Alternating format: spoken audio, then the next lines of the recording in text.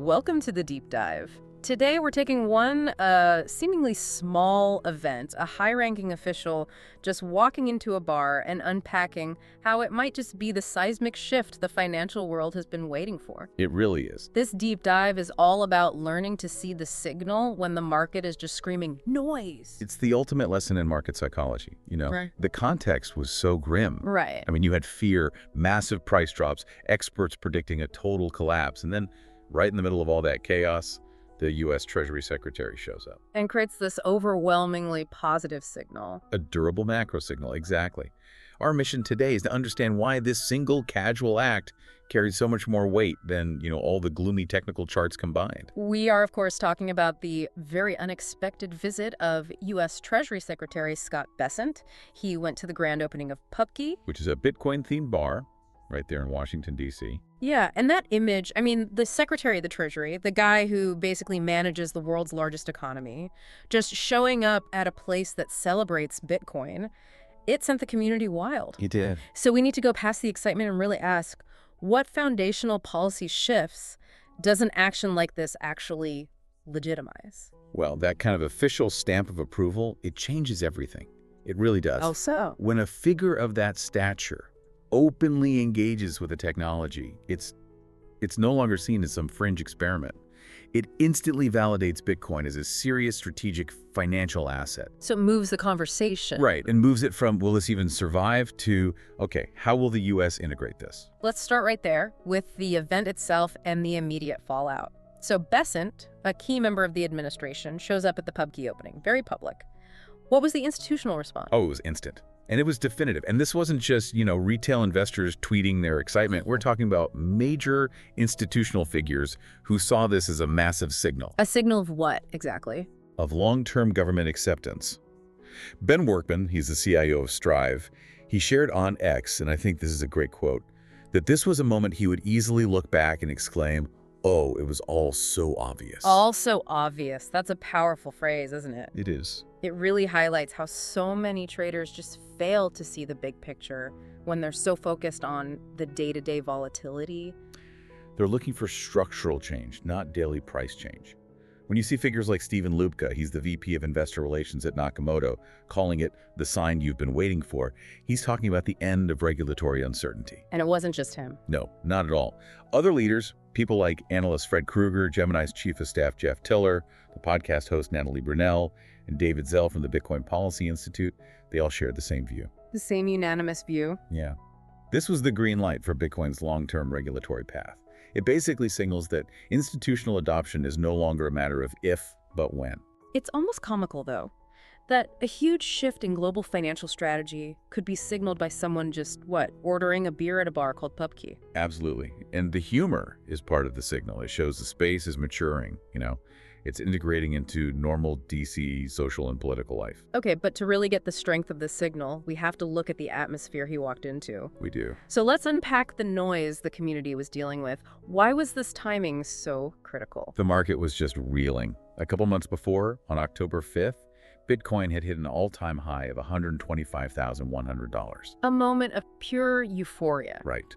But by the time Bessent showed up at Pubkey, the price had slid dramatically. It was trading around $85,500. Wow. We're talking about a loss of nearly $40,000 from the peak. Now, an experienced trader might just call that a healthy correction after a big run-up. Sure. But this particular drop, it caused this widespread psychological shock. Fear, really. Why? Because of the way it happened. It was prolonged, it was punishing. Especially for that whole new wave of investors who bought in right at the peak. Okay. Yeah, it wasn't some sharp liquidation event. It was a slow psychological erosion of confidence, day after day, week after week. Yeah. New people, they didn't have the conviction yet. They saw their capital just shrink. And that's when you start hearing talk of bear markets and crypto winter again. Exactly. The data backs this up too, this profound uncertainty. Tell us about the polarization you saw in the data. Well, if you look at social media sentiment data from platforms like Sentiment Sandbase, you can see just how precarious things were on the day of the visit. The community was split, almost perfectly 50-50. 50-50 on what? On what would happen next. Half were predicting a deep, painful crash. How deep? They were throwing out targets as low as $70,000, some even a terrifying $20,000. Wow. And the other half? The true believers, the optimists, they were still clinging to this idea of a quick recovery back toward $100,000, maybe $130,000. That is extreme polarization. So you've got real financial panic, you have these wildly conflicting predictions, deep fear. And against that backdrop of insane volatility, the most powerful official in U.S. finance calmly walks into a Bitcoin bar. The contrast itself is the message. Suggesting stability is on its way, right at the moment of peak volatility. It does.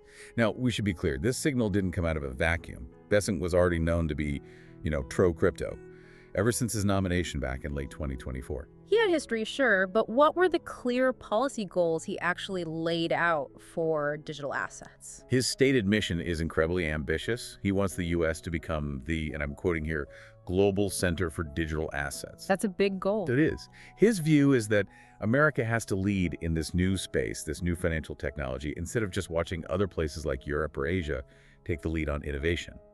And to back that up, he's actively supported several pieces of legislation. Which brings us to a policy detail that I think a lot of people miss, but it provides the real foundation for this casual visit. The Genius Act. What is that, and why does his support for it matter so much? The Genius Act, and that stands for the Generating Equity and Opportunity for the User of Information Systems Act. It's critical.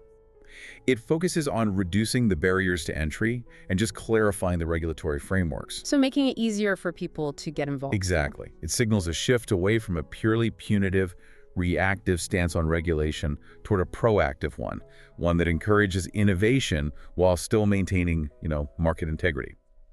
Bessent supporting this means he's focused on growth, not just on limiting risk. Okay, so that's the policy context, but the specific detail that really elevates the significance of his visit that came in August. Let's talk about the department's actual proposal to buy Bitcoin. Yes, this is the core signal we absolutely have to unpack. Yeah. Right before the Pubkey event, Bessent clarified that his department is actively looking into budget-neutral ways to acquire Bitcoin for a strategic Bitcoin reserve fund. And that's profound.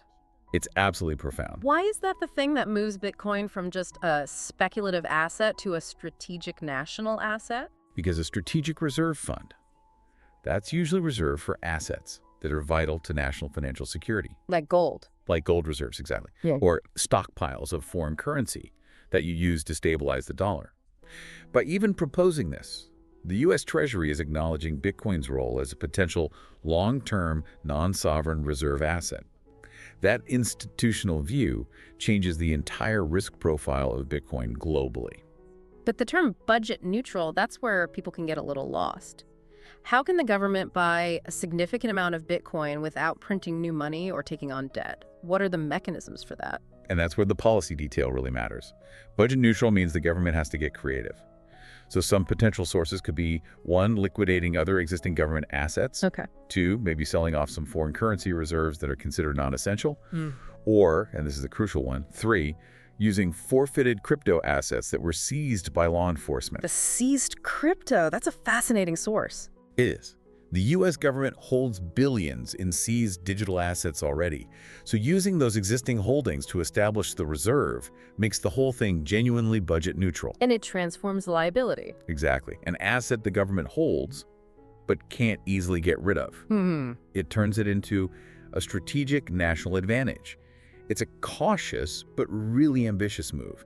It just underlines Bessent's pragmatic approach. And here is where it gets really, really interesting. When you connect that policy with the political symbolism of the location itself.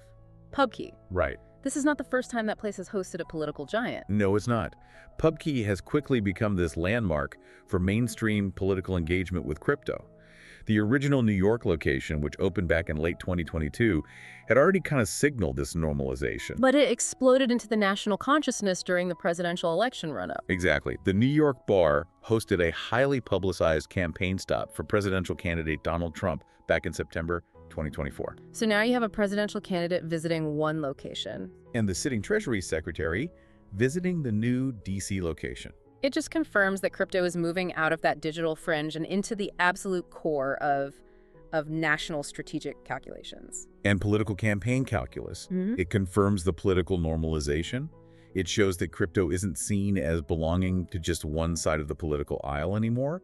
It's a necessary strategic thought for, whether you're a challenger or the sitting administration. And The fact that the physical location is a bar in DC just emphasizes how integrated it's become in that whole lobbying and policy-making world. For sure.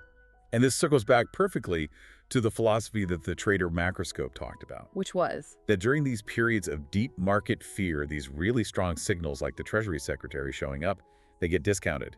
They're just seen as meaningless noise by panicked traders who are glued to short-term price charts. They're just looking at the red candle on the screen, totally blinded by fear. Right. But macroscope's point is so powerful.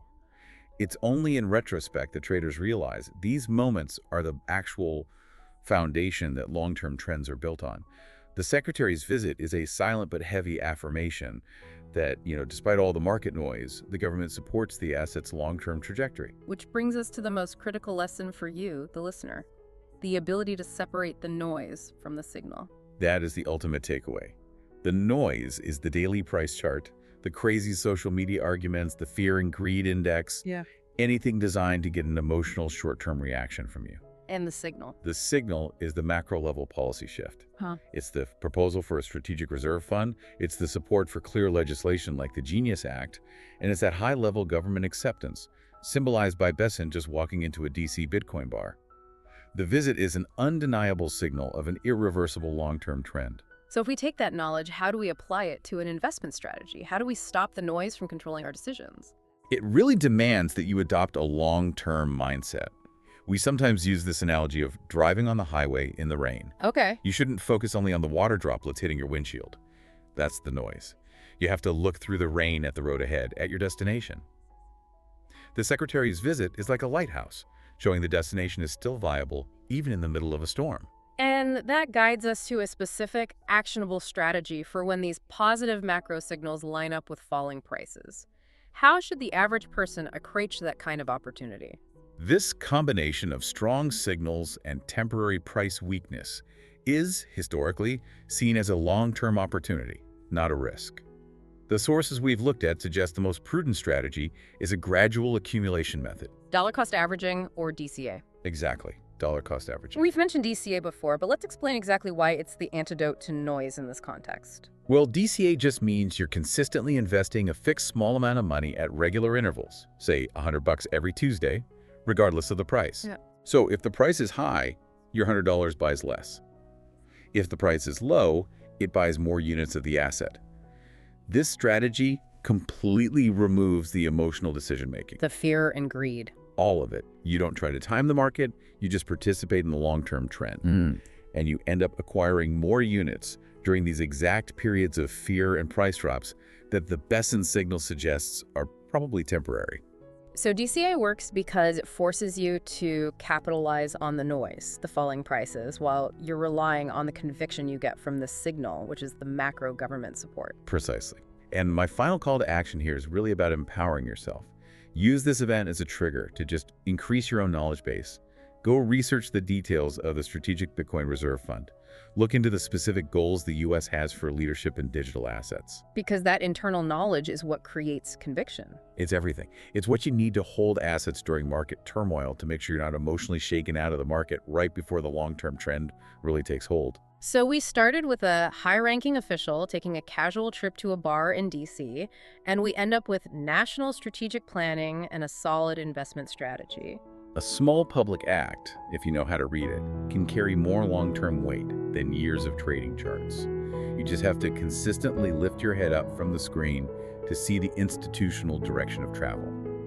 And if we go back to that powerful quote from Ben Workman, that this moment will eventually look all so obvious, we have to ask ourselves a provocative question, don't we?